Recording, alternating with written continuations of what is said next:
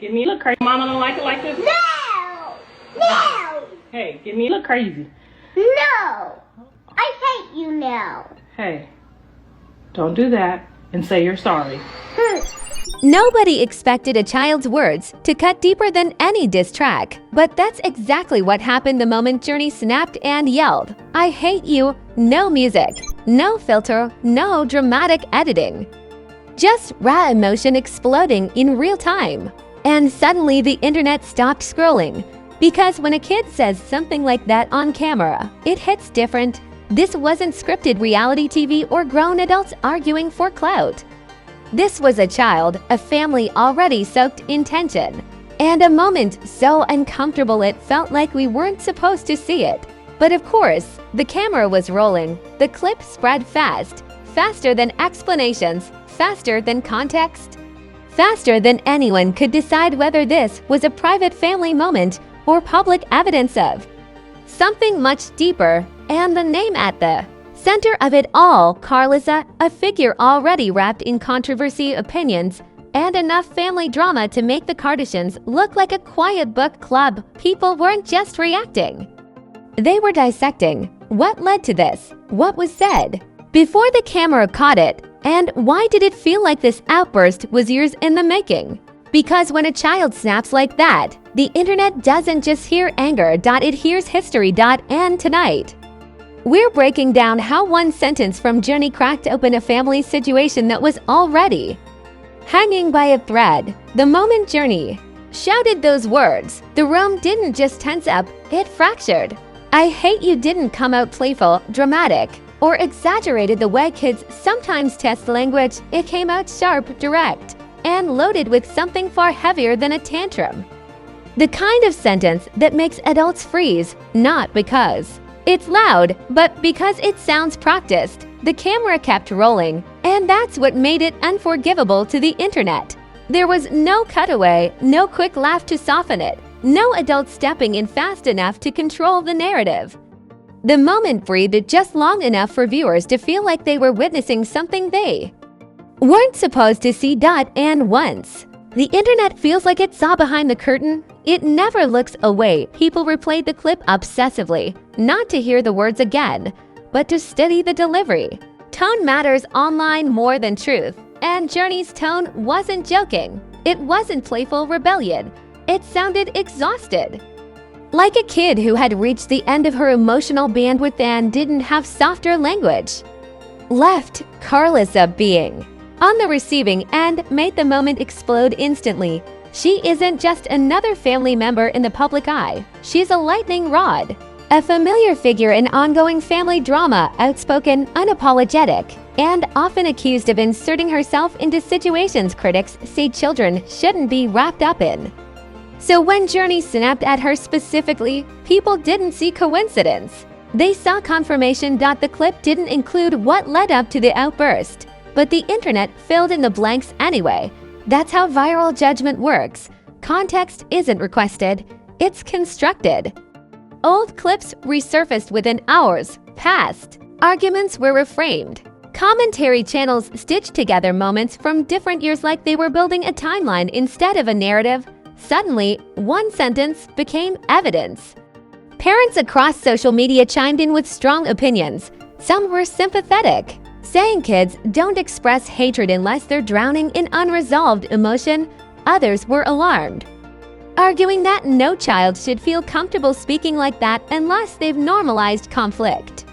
And then there were the spectators, turning the moment into content without pretending it was concern. The word hate echoed far beyond Journey's voice.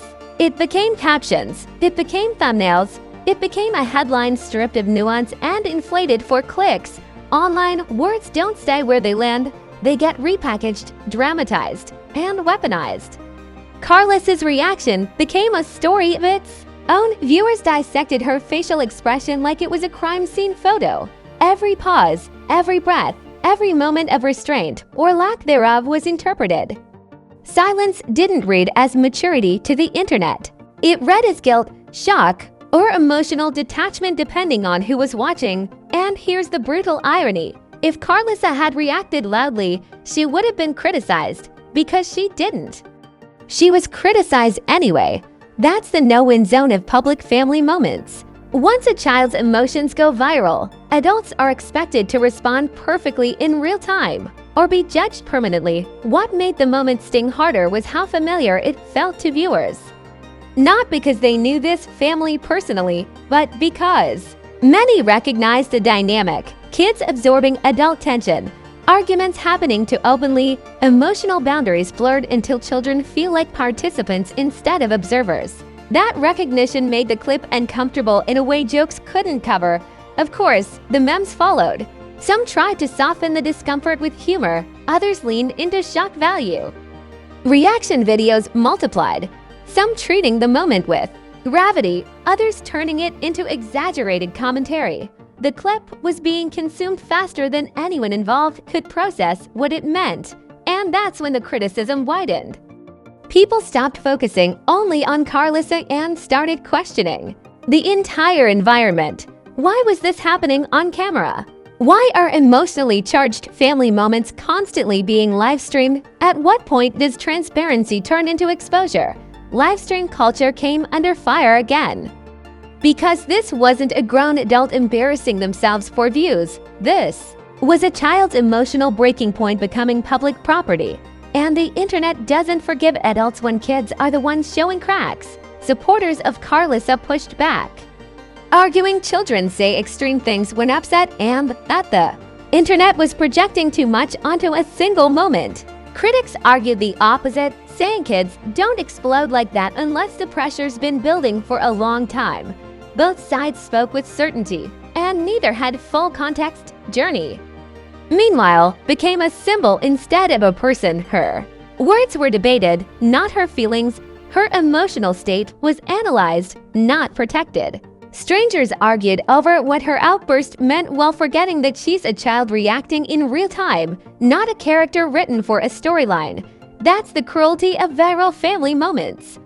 Once they leave the screen, they don't belong to the family anymore. They belong to commentary channels, group chats, and algorithm-driven outrage cycles that don't pause for empathy. Karlissa's reputation took another hit, fair or not. Critics framed the outburst as proof of emotional damage. Supporters argued it was a normal child reaction blown out of proportion. But perception doesn't wait for balance. It chooses a direction and accelerates. The family dynamic was suddenly under a microscope. Viewers questioned boundaries, communication styles, and whether too much adult conflict had leaked into child space. Every past interaction was reinterpreted through the lens of that one sentence. And the scariest part wasn't the outrage, it was how many people felt validated by the clip. Validated in their belief that this family is too chaotic, validated in their fear that kids absorb more than adults realize, validated in their suspicion that some dynamics shouldn't be played out online at all. By the end of the day, the clip wasn't just trending, it was being cited, referenced, used as proof in arguments that had existed long before Journey ever raised her voice. And that's when it became clear this wasn't about a child yelling, it was about a family being watched too closely for too long. Until one emotional crack finally showed. Once the clip escaped its original corner of the internet, it stopped being a family moment and turned into a cultural event. Not because people suddenly cared deeply about resolution, but because outrage travels faster when it can pretend to be concerned. The video jumped from group chats to gossip pages to reaction channels like it had a fast pass through the algorithm.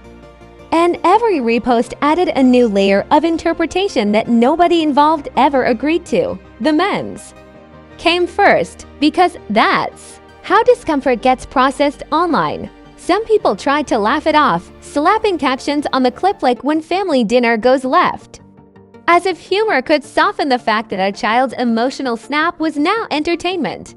Others leaned into shock value, freezing Journey's face mid-outburst with dramatic zooms and bold text like "this was a trailer for a reality show nobody asked for." Then came the hot takes. And they arrived loud. Parenting experts who had never met this family suddenly had absolute certainty. Commentators spoke in definitive language about trauma, emotional environments, and long-term impact based on seconds of footage.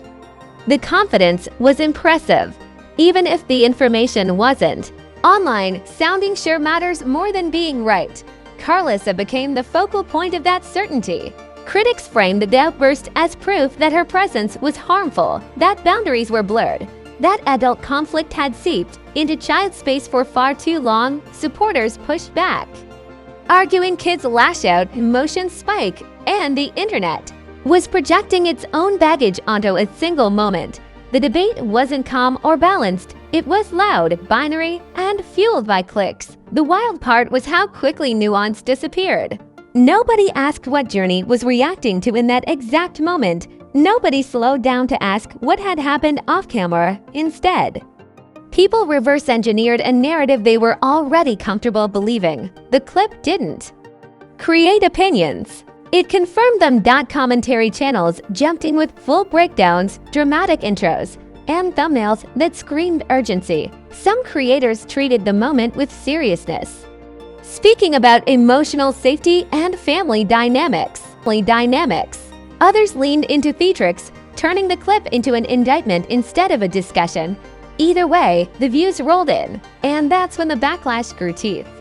People started questioning why these moments keep happening on camera. Why are children repeatedly caught in emotionally charged situations that don't need an audience?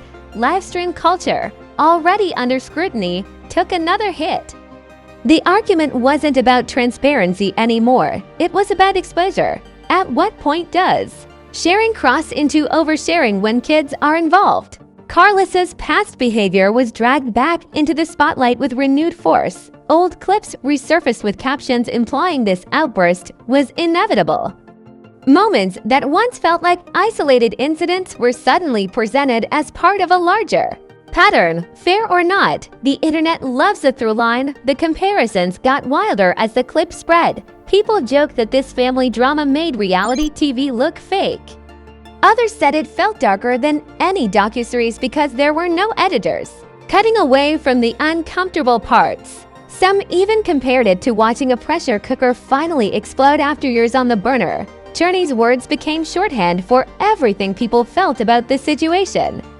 "I hate you" wasn't treated as a child expressing anger anymore. It was treated like a verdict, a final straw, proof that something had gone wrong long before the camera caught it. And the reactions didn't stay online. Other influencers weighed in, some directly, others through vague posts that said everything without naming names, statements about protecting kids and knowing when to step back, flooded timelines, carefully worded to benefit from the moment without taking responsibility for accuracy. Silence from certain figures was treated like agreement, because online, not speaking is often louder than speaking. The pressure mounted quickly. Every new repost reframed the story slightly, each one more dramatic than the last. What started as a raw emotional outburst became a symbol of dysfunction, regardless of how incomplete the picture actually was. Karlissa's body language, tone, and previous statements were dissected endlessly. People slowed down footage, zoomed in, and read meaning into micro expressions like they were decoding a confession. The expectation was impossible. Respond too much, you're aggressive. Respond too little, you're cold. There was no correct move left. Supporters tried to pull the conversation back to reality, reminding people that children sometimes say extreme things when overwhelmed, but moderation doesn't trend. Extremes do, and the louder voices drowned out anything that didn't fit the outrage cycle. Meanwhile, Journey was everywhere and nowhere at the same time. Her voice echoed through the internet, but her actual well-being wasn't part of the conversation. She became a talking point, a symbol, a headline, not a child whose feelings might be complicated, fleeting, or deeply personal. That's the part that made the situation feel grim. Because once a child's emotional moment becomes viral discourse, it can't be undone. Screenshots don't disappear, reuploads don't get recalled. Even if the family resolved everything privately 5 minutes later, the internet wouldn't care. The clip had already taken on a life of its own, and as the outrage peaked, something else started happening quietly. People began choosing sides, not based on facts, but on loyalty bias. and who they already distrusted.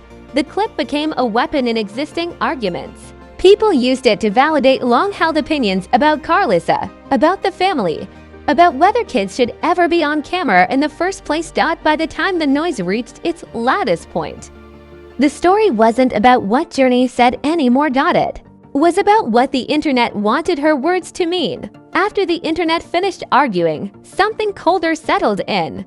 Not peace, not understanding, distance, the kind that shows up when people stop yelling and start deciding. This is the phase that never trends, because consequences don't need thumbnails.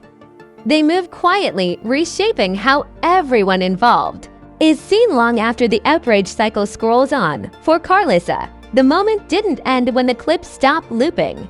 It followed her into every conversation that came after. Suddenly, everything she said was filtered through one sentence spoken by a child. Intentions didn't matter as much as impressions.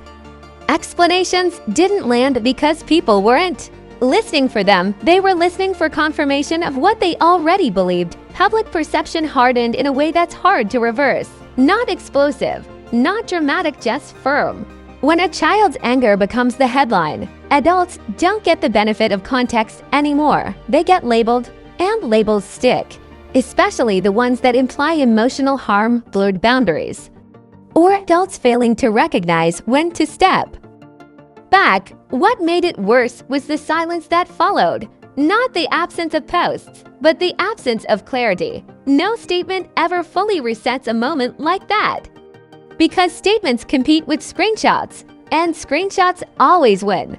Even if the family talked privately, even if apologies were made off camera, the public only remembers what it saw. Journey's words became a permanent reference point. Every future interaction, every clip, every appearance carried the weight of that outburst like a shadow. People watched differently. They listened harder. They waited for cracks. When the audience starts expecting dysfunction, it finds it everywhere.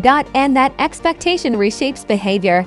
Adults begin to perform stability instead of practicing it. Conversations get filtered. Reactions get delayed. Everyone becomes aware of how they look rather than how they feel.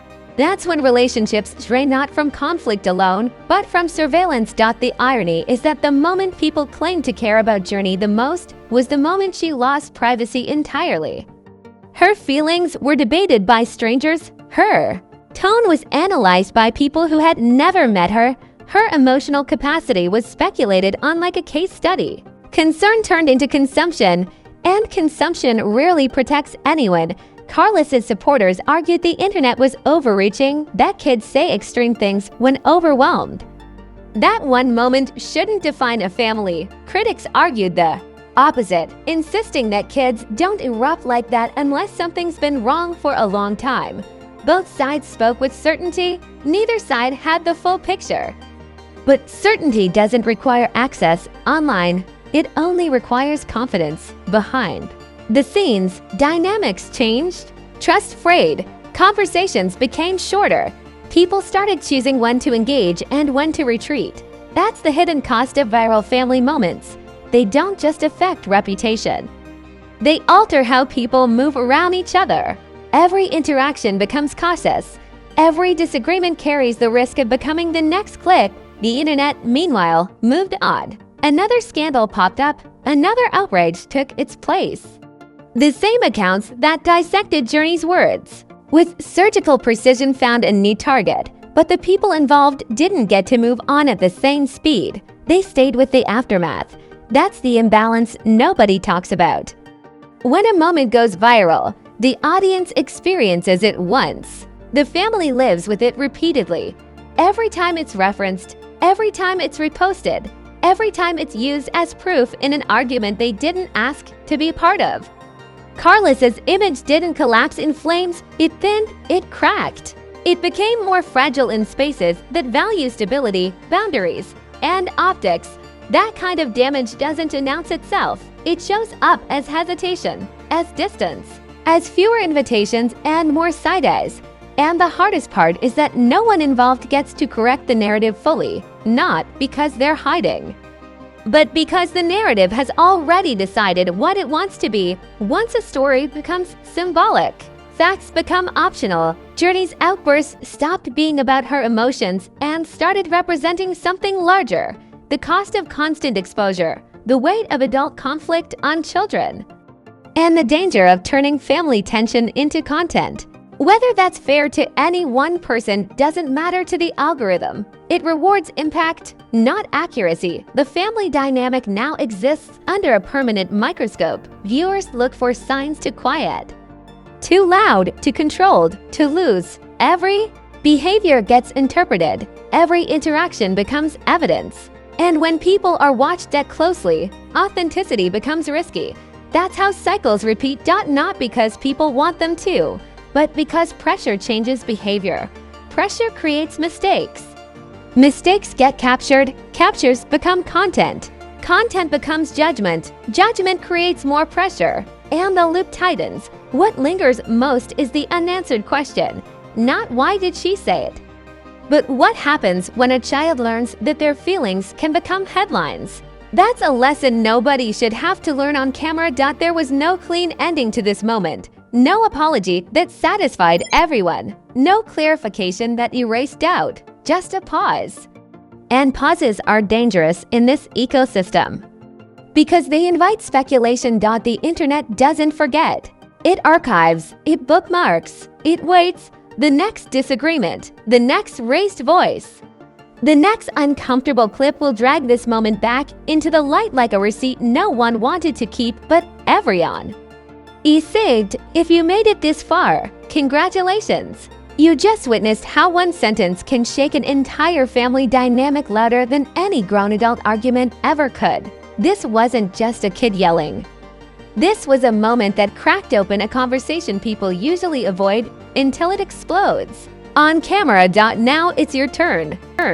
Was Journey's outburst a normal emotional snap that got unfairly blown out of proportion? Or was it a red flag that something deeper has been brewing behind the scenes for way too long?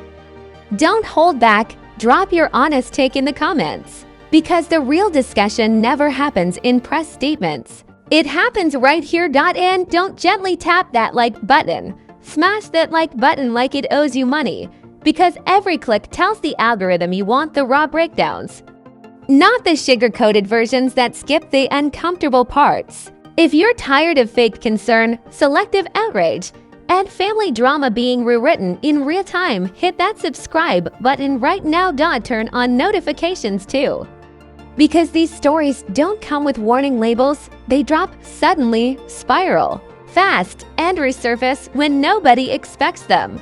And when the next clip hits your timeline, you already know where the full context will be waiting. This channel doesn't play referee. We expose patterns. We don't pick sides.